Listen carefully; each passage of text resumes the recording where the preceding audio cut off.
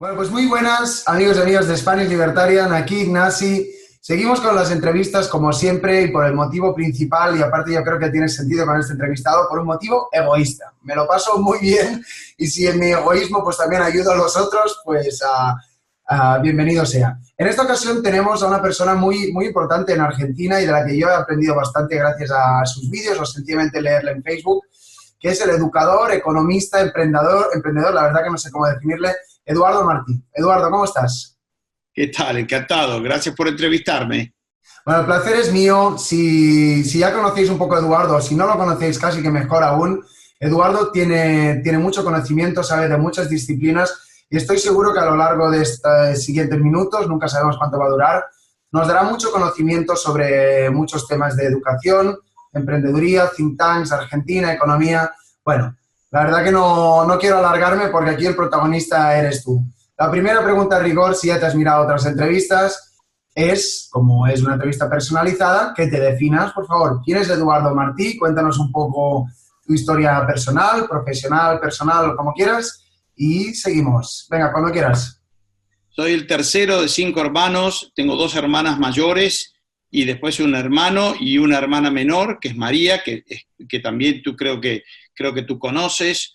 Mi padre, Rogelio Martí, profesor de Alma, y nos educó mucho en hábitos pedagógicos y en la docencia, hijo de un francés y de una inglesa, inmigrantes en la Argentina de principios de siglo, y mi madre, hija de una francesa y de un francés y una catalana, eh, eh, gente también muy ambiciosa desde el punto de vista intelectual, les encantaban las ideas, les encantaban las artes, les encantaba la música, y hemos sido criados en ese contexto. Yo fui siempre a la escuela pública en la Argentina, fui a un colegio de élite, pero al mismo tiempo muy politizado, que era el Colegio Nacional de Buenos Aires, y donde, como toda la educación pública en la Argentina en general, tomado por fascistas y comunistas que ideologizaban los contenidos del colegio, así que, digamos, cuando mi padre me hacía leer a Juan Bautista Alberdi y me hacía leer a Ayn Rand, pues ya tenía una edición española de La Rebelión de Atlas en la biblioteca. Yo entraba en el colegio y tenía que discutir con Abal Medina, con Firmenich, con Ramos, que eran exalumnos del colegio que estaban en 6º año, y nos llevaban a los campamentos de verano para entrenarnos en plusvalía y en marxismo en general. Así que esa ha sido, después me recibí contador público, y después Alberto Venegas Lynch, padre, agarró a 10 argentinos, hizo un convenio con Hans Engels, discípulo de Mises, y nos dijo, voy a entrenar a 10 argentinos en una pequeña universidad que se llama Grove City. Grove City está cerca de Pittsburgh, en Pensilvania, y Seinholz, un discípulo de Mises, junto con Israel Kirchner, junto con Murray Rothbard, un alemán que había sido capturado en la Segunda Guerra Mundial porque era piloto, peleaba para los nazis, le tiraron el avión, lo fue a parar a un campo de prisioneros al sur de Nueva York, y cuando salió, él ya había recibido su título de licenciado de Economía en Colonia, en Alemania, hizo su doctorado con Mises. Mises había llegado a Estados Unidos invitado por Leonard Read, presidente que había fundado Foundation for Economic Education, una de las primeras fundaciones o think tanks liberales, libertarios de los Estados Unidos. Leonard Read era muy amigo de Alberto Venegas Lynch, que era embajador argentino en Washington, designado por la Revolución Libertadora que echó a Perón. Entonces, Leonard Read le dijo a Venegas, tenés que imprimir libros y civilizar a los argentinos en ideas sobre la libertad, y don Alberto padre fundó el Centro de Estudios sobre la Libertad.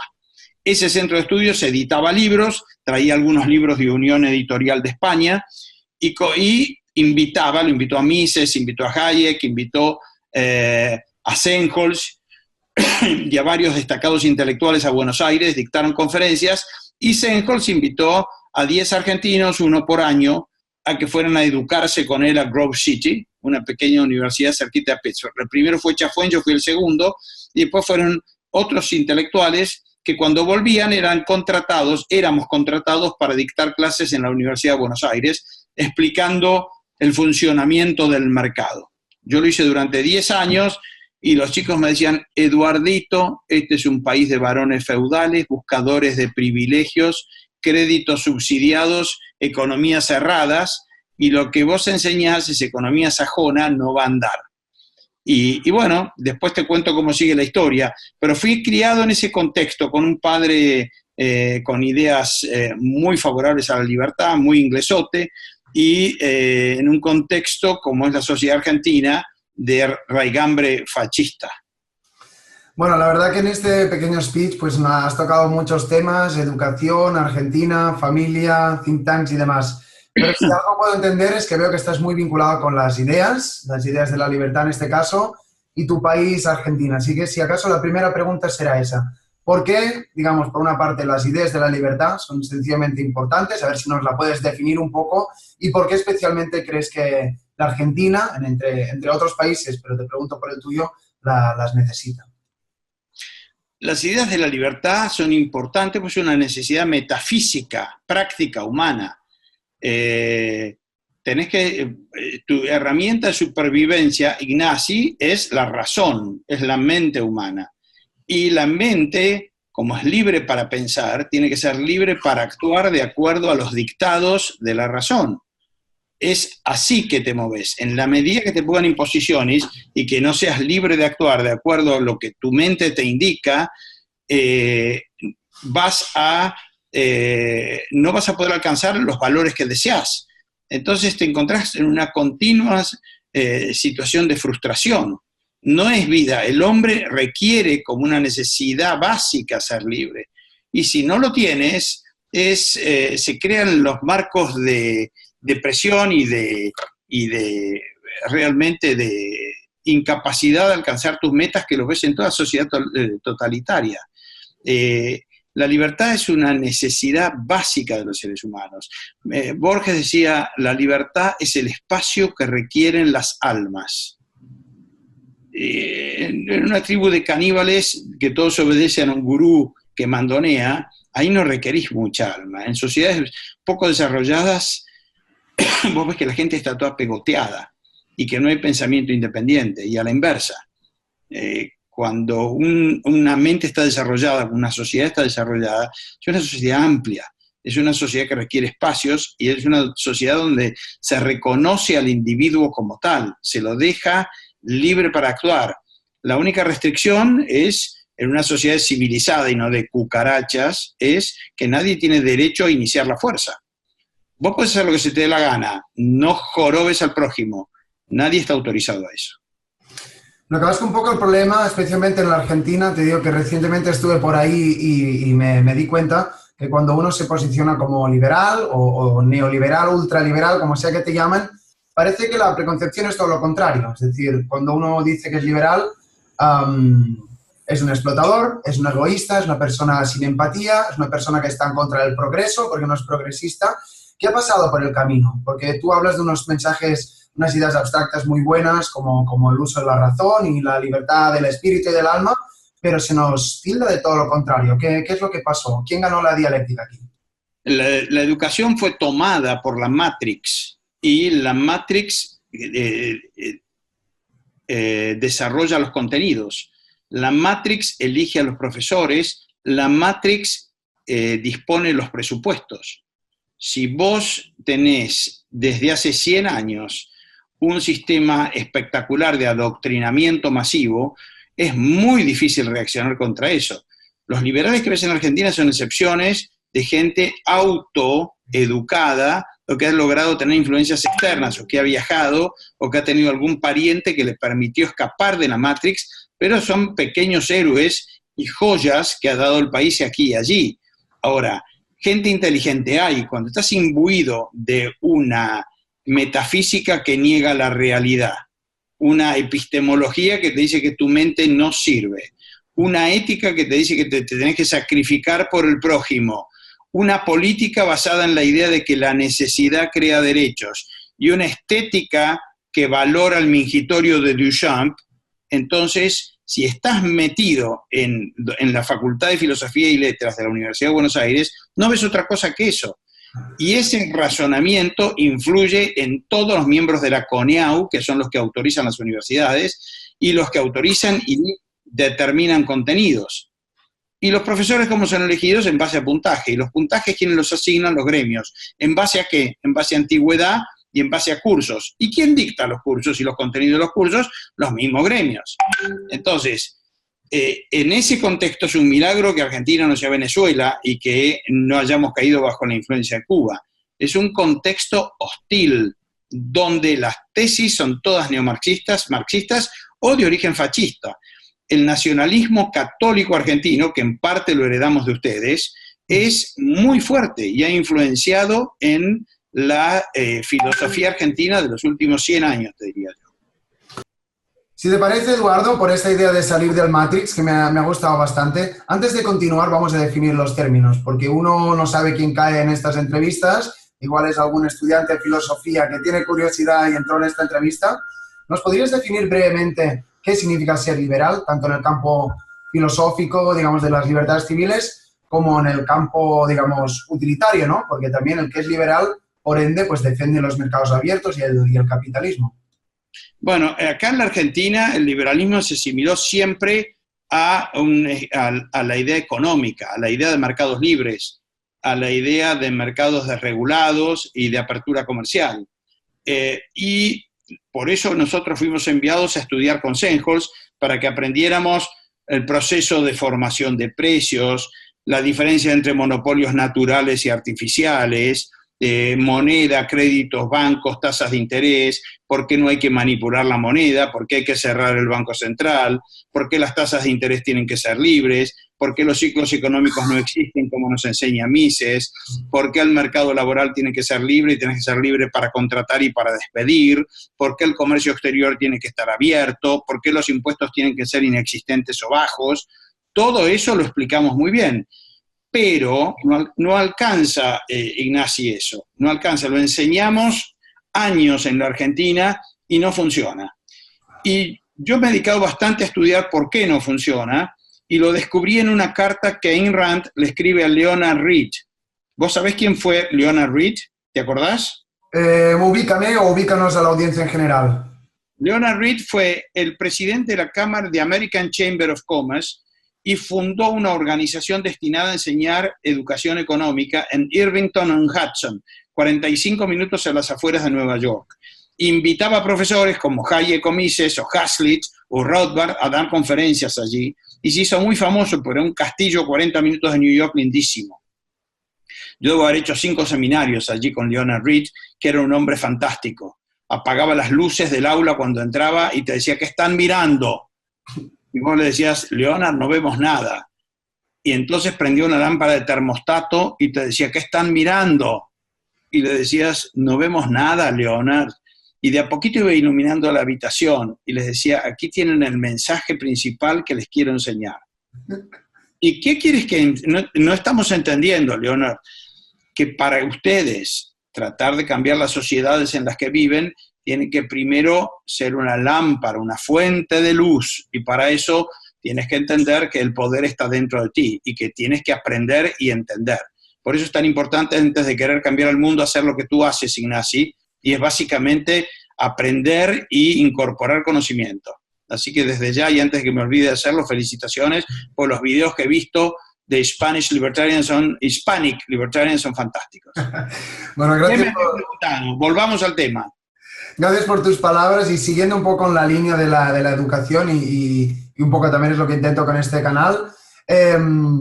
Entiendo que ese foco de luz, esa luz que sale de dentro hacia afuera para cambiar la sociedad, tú lo has enfocado en la educación. Entonces, la parte 1 de la pregunta es ¿por qué?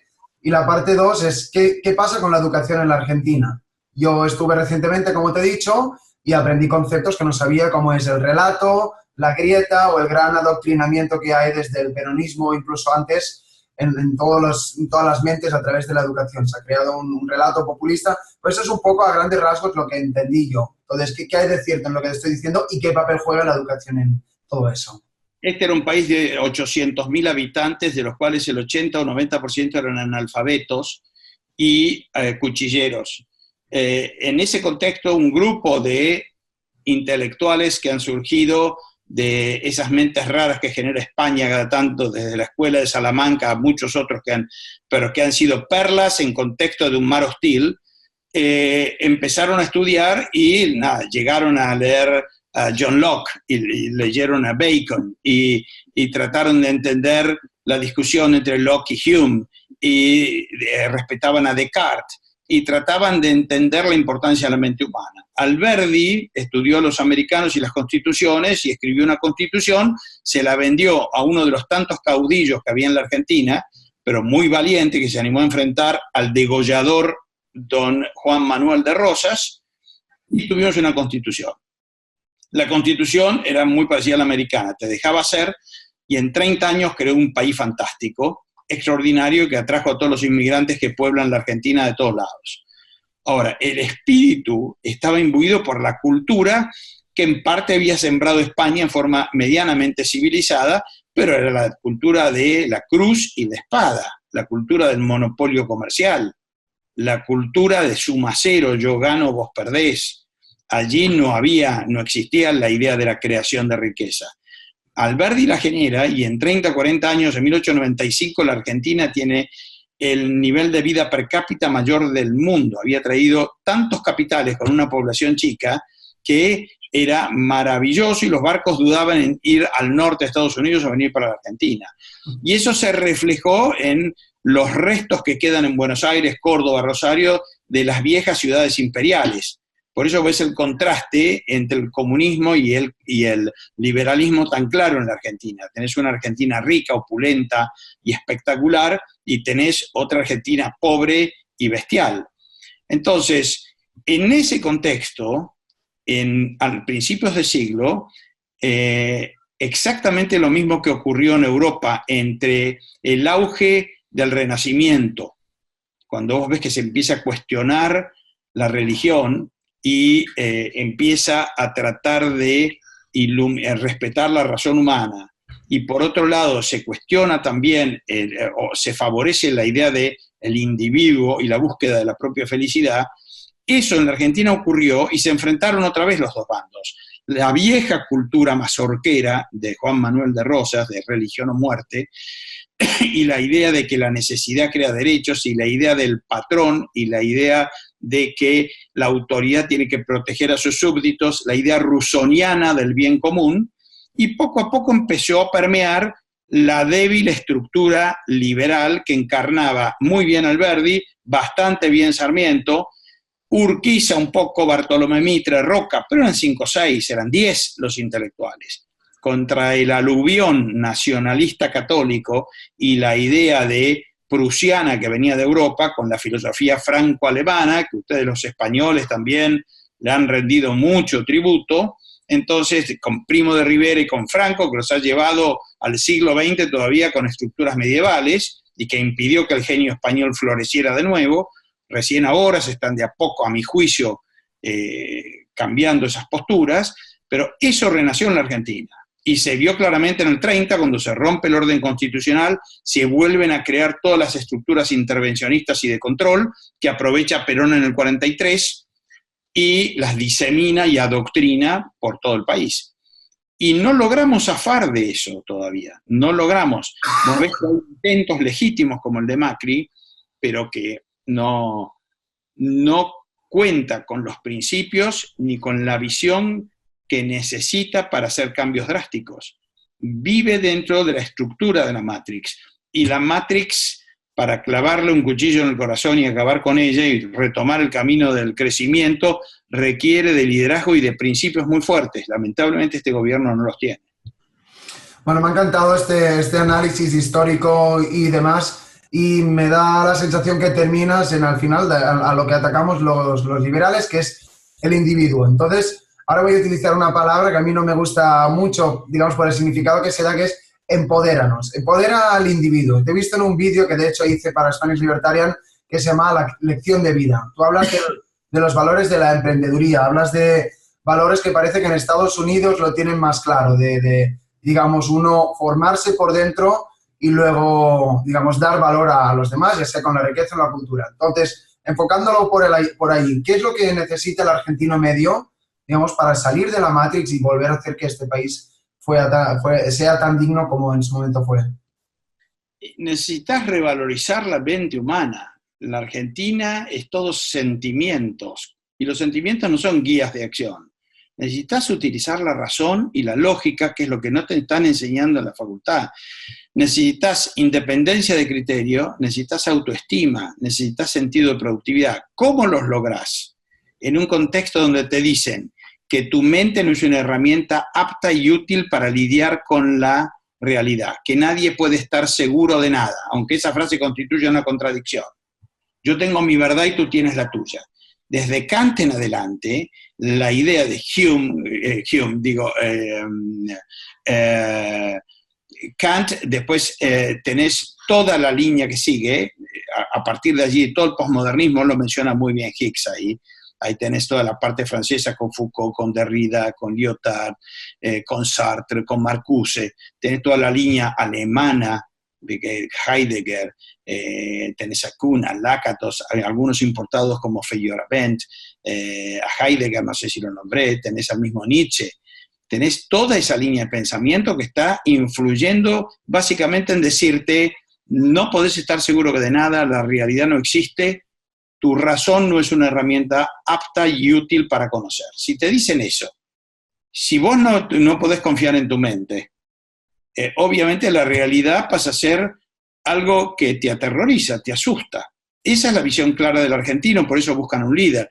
Buscás evadirla, ¿cómo? Chupando, drogándote o buscando la forma de evadirla. Entonces el auge del alcohol y de las drogas no es casualidad, es producto de gente que se siente impotente, que no tiene confianza. ¿Y cómo ganas confianza? Vos lo dijiste recién. La única manera de ganar confianza, el mundo te puede decir que sos fantástico, pero si vos te sentís medio atorrante o que tu mente no sirve, nadie te va a poder... Podés tener 100 novias que te digan que sos magnífico, pero el playboy fracasa y no le crece la autoestima porque él no lo cree. ¿Y cómo te probás a vos mismo que tu mente sirve? Haciendo cosas y testeándote en la realidad. Por eso una buena escapatoria a sociedades salvajes como la Argentina es enseñar espíritu emprendedor. Los yankees dicen, if you say you can, go for it. Impossible is nothing, just do it. ¿Qué te están diciendo? Think big. ¿Qué te están diciendo? Te diciendo, flaco, ponete en marcha. Toma riesgos, no tengas miedo, salite de tu zona de confort. Hace poco leí un artículo que decía que no, que es divino la zona de confort. Sí, es divina si no querés progresar, si no querés, ponete propósitos en la vida. Ayn Rand decía que el ser más inmoral del mundo era una persona sin propósitos. A man without a purpose. Tienes que tener metas.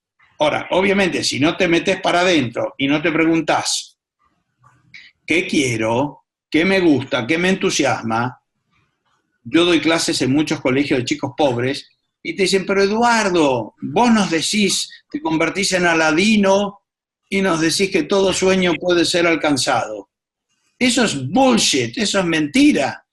Yo soy gordo, soy petizo, no sirvo ni para echar flit. Y el de al lado lo codeaba y decía, tiene mal aliento. En otras palabras, está lleno de males. Hay muchos chicos que padecen ese síndrome y les preguntas qué querés y te dicen no sé qué quiero, porque ni siquiera se lo preguntan, no se atreven. Entonces, a esos chicos lo que hay que decirles es que pelearon contra 50 millones de espermatozoides para fecundar el único óvulo disponible y ganaron ellos, y que sortearon toda serie de obstáculos para llegar a los 18 años y que todavía están vivos, y que no han venido al mundo desprovistos de talentos y que tienen que intentar identificar esos talentos. ¿Cómo? Y que sea algún área en la que sos más rápido, más inteligente, más cool, más canchero, más piola, como decimos nosotros, y tenés que identificar y explotar esa característica única que tiene, sí. Entonces entiendo, para un poco cerrar este bloque, que al final tú lo divides en dos, ¿no? Individuo contra colectivo, Y entiendo que tú abogas por una visión un poco más estoica de la vida, no sé, corrígeme si me equivoco. No, correcto. Lo que abogo es porque desarrolles tu propia personalidad.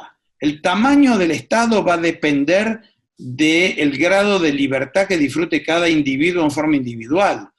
No tenés a Franco por casualidad. Tenés a Franco porque tenés una sociedad subdesarrollada mentalmente. Si trasladás a los paraguayos a Basilea, poco tiempo Basilea se transforma en Asunción. Y si trasladás a los de Basilea a Asunción, Asunción en poco tiempo es Suiza. Lo que se requiere de parte de los latinoamericanos es desarrollo mental, conocimiento, coraje, y eso se adquiere step by step, paso por paso, no hay magia. Y eso requiere que no tengamos miedo. No es un problema genético de que los ingleses o los americanos son más inteligentes. Han sido igualmente bestias los reyes ingleses, asesinos y sátrapas. Lo que pasa es que tuvieron un grupo de intelectuales que lo frenaron mejor con la Carta Magna y la Revolución Gloriosa, y la reina tiene que pedir permiso para entrar al Parlamento y golpear la puerta 3 veces hasta que se la abren. Entonces, y le ponen un cartel que dicen: en casa del labriego inglés puede entrar la lluvia y el frío, pero si él no lo permite, el rey no puede pasar. Anda a decirle a Franco que no puede pasar el rey, anda a decirle a Perón que no puede pasar el rey. Entonces el punto es, necesitamos desarrollar gente que frene los exabruptos del gobierno y que comprendan que el gobierno no es ninguna solución, sino que es el problema. Bueno, me encantan estos consejos, son un poco duros de escuchar, ¿no? Porque de vez en cuando, pues eso, te obligan a salir de la zona de confort, pero bueno, es la idea de la entrevista y de justamente tu figura. Cambiamos un poco de tema y te voy a hacer así una pregunta un poco críptica, pero igual hay personas que ya sabrán por dónde voy. Y la pregunta es muy simple, que es: ¿quién es John Galt? Quien sea seguidor de Ayn Rand ya sabrá más o menos de qué estamos hablando, y quien no, pues dejamos ahí la respuesta. A ver si nos puede responder. ¿Quién es John Galt? Porque esto es John Galt es raro. John Galt es un personaje que crea Ayn Rand en La Rebelión de Atlas y que básicamente tiene algunas cualidades específicas de carácter muy, muy particulares y muy interesantes. Primero, es un hombre racional, que no deja que los sentimientos interfieran en sus razonamientos. Los sentimientos no son guías de acción, no los tenés que frenar, no los tenés que ocultar. Te están indicando cosas los sentimientos, pero los sentimientos emanan de valores previamente seteados, consciente o inconscientemente. Vos decís: yo soy hincha del Barcelona, y a partir de ahí sentís placer o displacer cuando Messi o Iniesta meten un gol. Pero vos podrías decir: a mí que los colores blaugranas, un tipo que no conozco, se ponga una camiseta de determinado color, patee una pelota cuyo destino me importa poco, como diría Borges, y meta la pelota dentro de 3 postes, no tienen por qué emocionarme. Y sin embargo, un buen hincha del Barcelona llora, canta y festeja en función de que eso ocurra. Pusiste un valor en esos colores y en ese club le tomaste cariño, y a partir de ahí sentís. Pero no son guías de acción. Lo que tiene que ser guía de acción es tu lógica, tu proceso de razonamiento. Entonces John Galt es un tipo, primero, que entiende el absolutismo de la razón, no lo mezcla con milagros, no lo mezcla. Incluso los grandes intelectuales españoles todavía no han logrado salir de la prefilosofía de la religión. El mundo, la manera de razonar, la manera de interpretar el cosmos, el universo, tiene que ser básicamente la utilización de la razón. Entonces, esa es la primera cualidad que tiene. Es independiente del criterio, tiene una importante autoestima, la ha logrado cultivar. John Galt salió a descubrir motores, a indagar en los misterios de la naturaleza. Entiende que la naturaleza, para poder ser comandada, tiene que ser obedecida. Entiende principios básicos. La realidad está acá, mis sentidos me mandan información, identifico esa información, la integro en mi mente, que es justamente el aparato que identifica e integra el material provisto por los sentidos. A partir de allí, en este mundo conceptual, interpreto y testeo. Pero eso, que parece sencillo de decir, es lo que está cuestionado. Kant te cuestiona tus sentidos y te cuestiona la validez de tu mecanismo integrador, diciendo que como es particular y es individual, no podés sacar conocimientos globales. De ahí a Hegel de ahí a Marx, de ahí a Lenin y de ahí a toda la escuela alemana y francesa hay un solo paso. Y yo me meto con España porque he vivido allí bastante tiempo, fundé Junior Achievement en España, y porque veo también esa mezcla que vos decís, mucho más civilizado al estilo europeo, y se han integrado muy bien al mundo, pero todavía la veo en España, está vigente en España, esa dicotomía alma-cuerpo, esa dicotomía, se exasperan cuando hablas de lucro, se exasperan con la visión del individuo, se exasperan con la visión de la razón, creen en los milagros, hacen 18.000 procesiones. Entonces es muy difícil compatibilizar ambas cosas, ¿no? Es muy complejo eso. Por eso gran mérito del Renacimiento fue dividir entre deístas y teístas. Lo dejaban a Dios como el gran arquitecto creador del mundo, pero no lo metían en la misa diaria, ni le pedían consejos sobre cómo vivir o cómo realizar tus actividades, lo dejaron afuera. Que es uno de los temas que permite que la mente se aplique a la ciencia y a la creatividad y a la productividad. Y a partir de ahí tenés la famosa revolución industrial que crea milagros. Son 300 años. Pero si empezamos otra vez a barajar y dar de nuevo y cuestionamos la validez de la mente, como hacen los postmodernistas, entre paréntesis, la entrevista que le hiciste a Higgs fue espectacular, impresionante, y la primera que le hace un hispano en el mundo a Higgs, que lo tenés entre, a mi juicio, los 5 mejores y más intelectuales del mundo. De paso te tiro consejos. Tenés que entrevistar a Edward Hutchins, tenés que entrevistar a William Thomas, que son genios. Lo tenés que entrevistar a David Kelly, que es el que justamente valida los sentidos, que son los mejores filósofos que tenés. Al mismo Peikoff, si te animás, porque ladra, porque te grita un poco, pero es extraordinario. Ahí tenés 4 intelectuales que si pensás las preguntas vas a crear escuela y para los siguientes 100 años, Ignacio.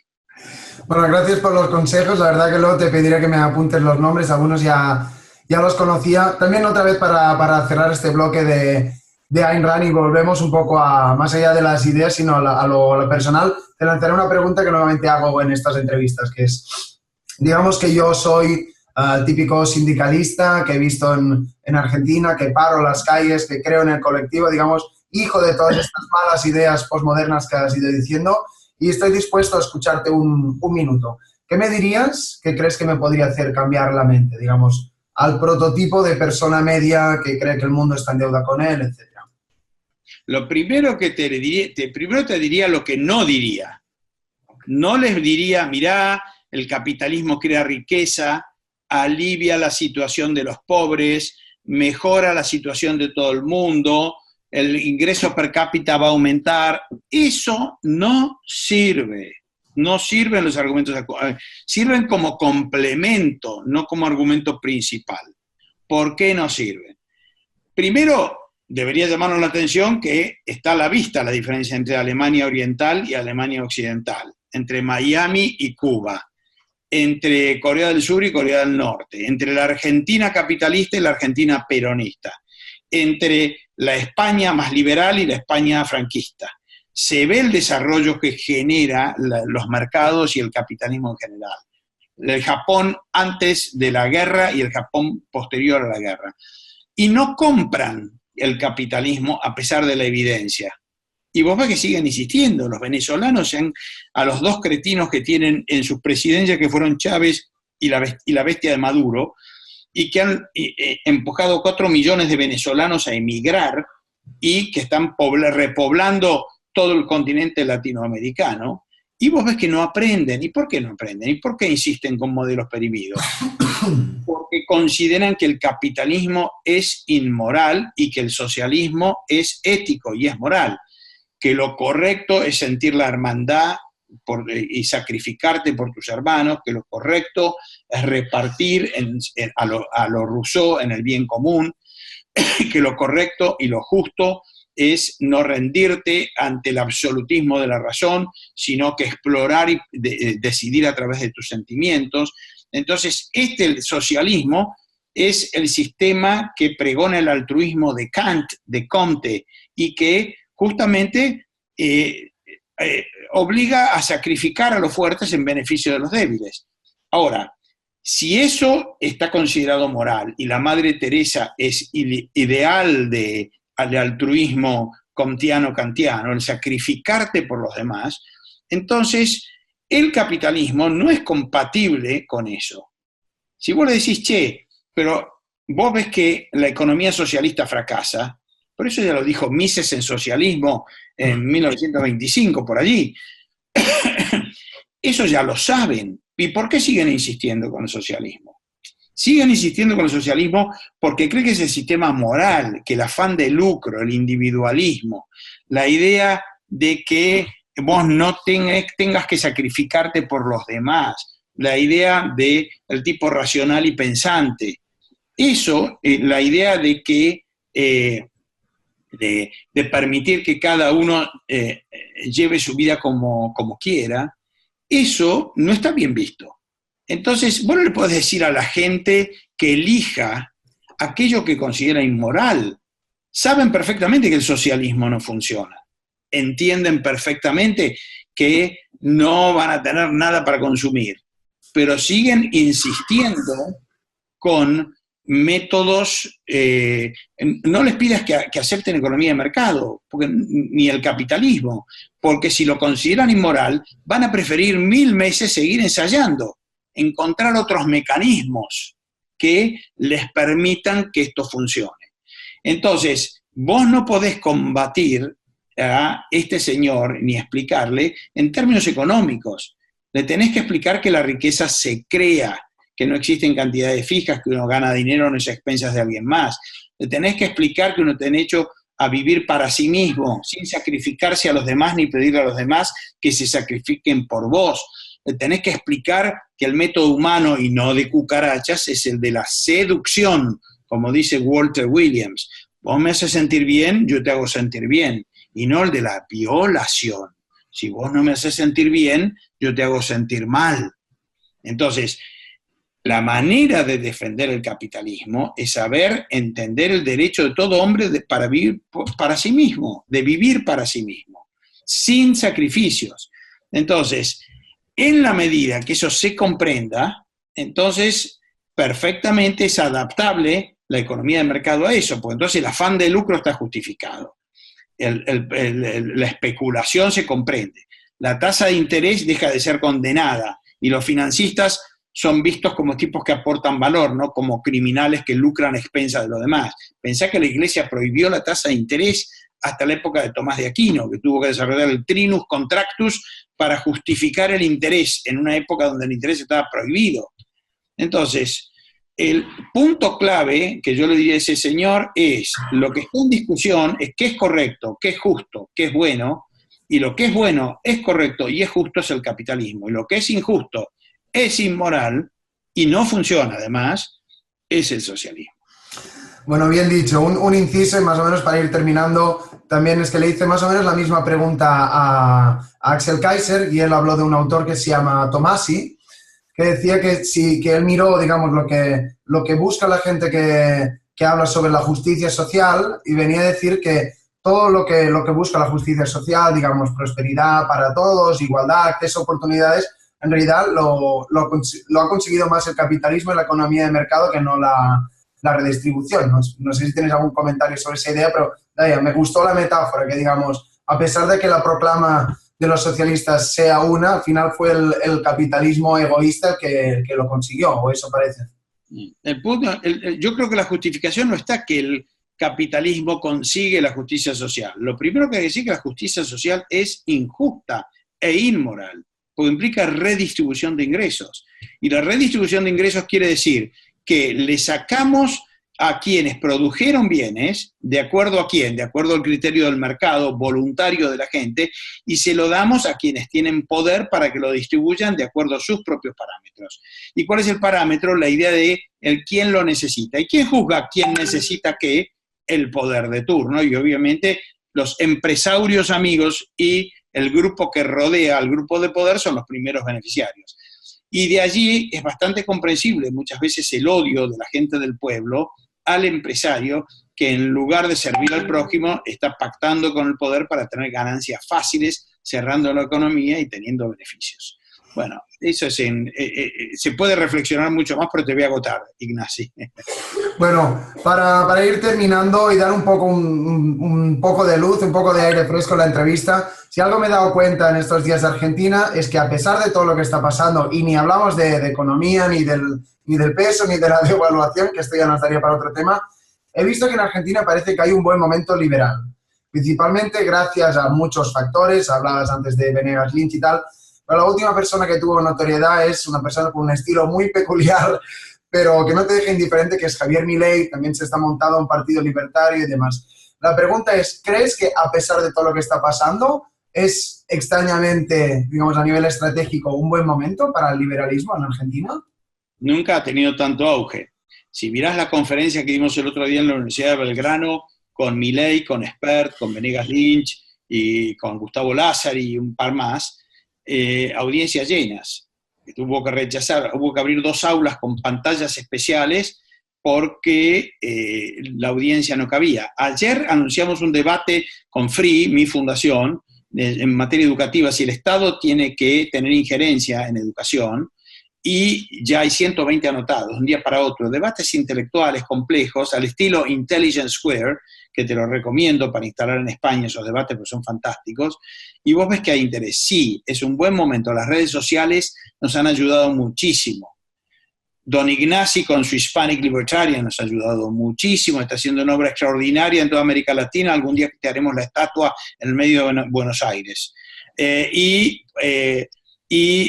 La difusión de ideas, lo que permiten estos diálogos es extraordinario porque en el debate ganamos. En la medida que haya luz, las cucarachas huyen. Entonces, lo que hay que hacer es justamente esto, fomentar el debate, hacer preguntas, participar en foros y no amedrentarse para nada. Así que sí soy optimista, muy optimista. Vamos a seguir sufriendo porque esto no se soluciona, las medidas que toma Macri es muy timidón, le faltan principios, tiene miedo, entonces está haciendo kirchnerismo de buenos modales, pero de a poquito yo creo que hemos madurado como sociedad para sacar el país adelante. Vas a ver cimbronazos y no la vamos a tener fácil, pero a largo plazo saldremos. Y si no, nos verás viviendo en Barcelona contigo. Entonces, mirando para el futuro, como mínimo mi última pregunta, ¿qué crees que tienen que hacer los liberales? Digamos, ahora la pelota está en vuestro o nuestro tejado, los think tanks, los pensadores, los activistas, todas las personas que están en este mundo, para capitalizar esta nueva energía que está surgiendo. ¿Qué digamos, haciendo un pensamiento a futuro, qué es lo que tiene que pasar para que haya más representación, digamos, política o cultural? Esto me lo regaló Hicks. Lo que hay que hacer es el combate económico, si damos argumentos económicos de por qué el capitalismo es más eficiente, es un combate de espadachines, es un combate de guerra antigua. La economía depende de la política depende de la ética, entonces y la ética depende a su vez de la epistemología. El primer combate duro que hay que dar, y que hay que saber darlo, y los liberales recién estamos aprendiendo un poquito, es un debate ético. ¿Es el capitalismo un sistema moral? ¿Tengo derecho a vivir para mí mismo o tengo que sacrificar? El primer debate gordo es ¿Steve Jobs o la Madre Teresa? Decís eso en nuestros países y ya te condenan. ¿Sabemos defender el egoísmo racional, el derecho a vivir para vos mismo? ¿Entendemos la diferencia entre altruismo y benevolencia? ¿Entendemos que uno implica sacrificio de valores y el otro es sencillamente porque vos te amás a vos mismo, amás el mundo que te rodea y te relacionás contractualmente con los demás? Y en el segundo y el tercer combate bravo, ese es el combate de bombas nucleares, es el combate epistemológico, la defensa de la razón. ¿Podemos estar seguros de algo? ¿La razón sirve? ¿Es un instrumento útil para conocer? ¿Podemos paralelamente manejar el absolutismo de la razón con milagros? ¿Es el mundo un magma incognoscible lleno de milagros inexplicables y el universo que nos rodea? ¿Podemos aplicar el hecho de que haya cosas que no podemos explicar, no nos autoriza a inventar historias? Entonces, el punto es centrarnos en la defensa de la razón, aplicar la lógica, y los hispanos no tenemos para nada que envidiar del resto del mundo, porque somos bien inteligentes y bien agudos. Podemos aplicar la lógica y entender los procesos, el funcionamiento de la razón, sabemos justificar los hallazgos de la razón, existe la verdad, podemos estar seguros de algo. Si no sabemos dar combate epistemológico, se nos mete Hume, se nos mete Rousseau, se nos mete Kant, y te terminan anulando la posibilidad de conocimiento. Fíjate que ¿dónde se produce la gran división? Entre 1780 y 1815, nos dice Hicks, que ahí se abre la escuela anglo de la alemana. La alemana conduce a Hitler, y la anglo conduce a los Estados Unidos y a un tipo de sociedad virtuosa. En Europa continental, bajo la influencia alemana y la influencia francesa, que siguen muy de cerca los alemanes, lo que tuviste son un continente que te armó dos guerras y te creó el nazismo y el fascismo. Y de a poquito se ha serenado después de la Segunda Guerra Mundial, pero todavía no terminan de comprar los argumentos individualistas. Entonces yo te diría que lo que requiere la Argentina, y te diría también España, es el debate ético y el debate epistemológico, pero para eso hay que saber manejarlo. Y creo que ahí, si nos metemos en ese debate y convences también a los españoles que participen en los foros y mejoren su inglés, porque lamentablemente el debate está en inglés, entonces, y participamos y nos vamos metiendo en ello, creo que podemos recuperar posición de liderazgo y además crear sociedades mejores, más prósperas, y no vivir en los caos y en las incertidumbres que continuamente vivimos. Bueno, Eduardo, me ha encantado tu mensaje final y no sé, creo que he aprendido mucho, espero que la audiencia también, y eres una enciclopedia andante, y aparte me ha gustado mucho porque conectas muchas cosas históricas con las ideas filosóficas, con autores, bueno, food for thought, que dicen los ingleses. Yo por mi parte ya lo tendría, no sé si quieres añadir algo más. Nada, felicitarte de nuevo por el increíble trabajo que haces.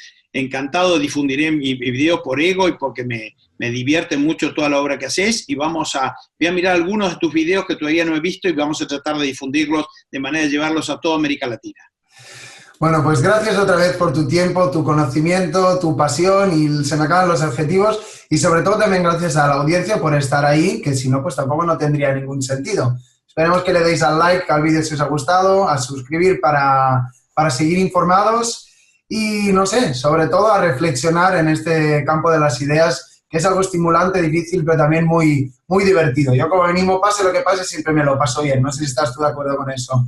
Completamente, un placer, un gran placer. Te mando un abrazo grande, Ignacio. Que sigas bien. Hasta pronto. Chao, chao.